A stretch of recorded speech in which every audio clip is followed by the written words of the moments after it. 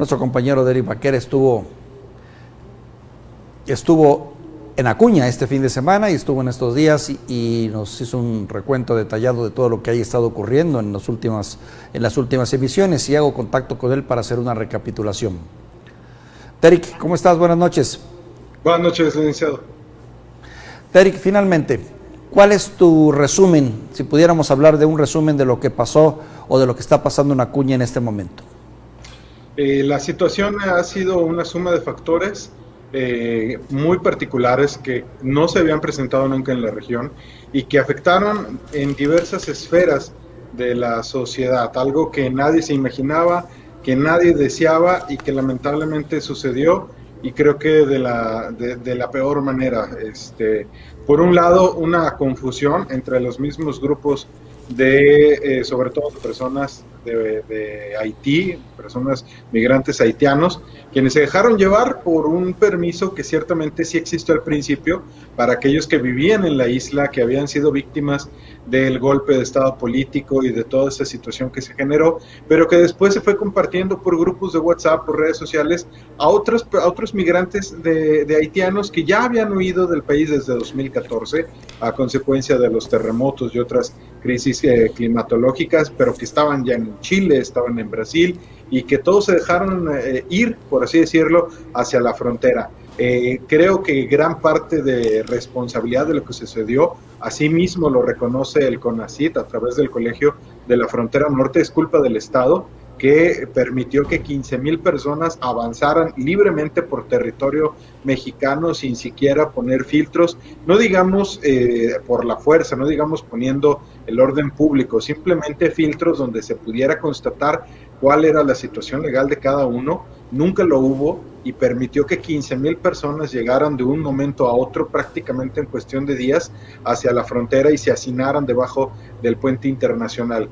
Del lado de los Estados Unidos conocemos la historia, sabemos cuál es el trato, cuál es el historial también que ellos tienen, sobre todo en el respeto a los derechos humanos, que no es nada que presumir, pero también en México, si bien se puede destacar el sentido humanitario y el altruismo de miles de cientos de mexicanos, y en este caso de residentes de Acuña, que a pesar de que se vieron afectados en lo económico por el cierre del puente internacional, no dudaron ni un minuto en acudir a llevar agua, a llevar comida, a llevar ropa a todas estas personas, y sobre todo niños que se encontraban ahí.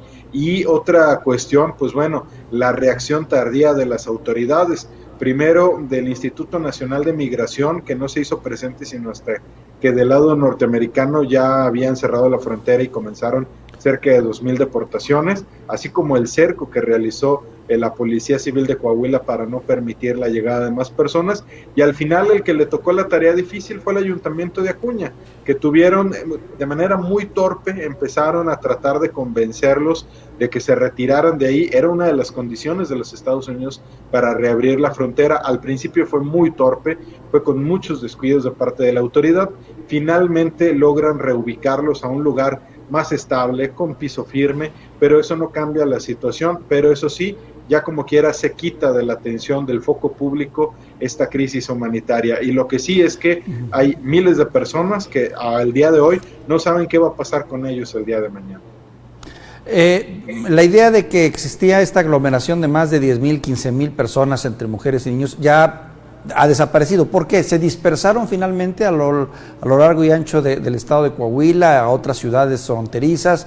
¿O qué pasó con toda esa masa ingente de la cual nos presentabas imágenes y nos dabas el recuento? Lo primero es que hay que entender que el gobierno de los Estados Unidos también reaccionó tarde. Si bien al principio permitían el asilo de personas haitianas, se dieron cuenta muy tarde que esto iba a provocar una aglomeración masiva. Comenzaron las deportaciones, comenzaron los arrestos. Hay cerca de 3,800 personas que van a ser presentadas ante un juez por infringir la ley migratoria. Esto hizo entender a cerca de todavía miles de haitianos que ya no iban a ser bien recibidos. Entonces el problema se trasladó a Ciudad Acuña, hacia el territorio mexicano.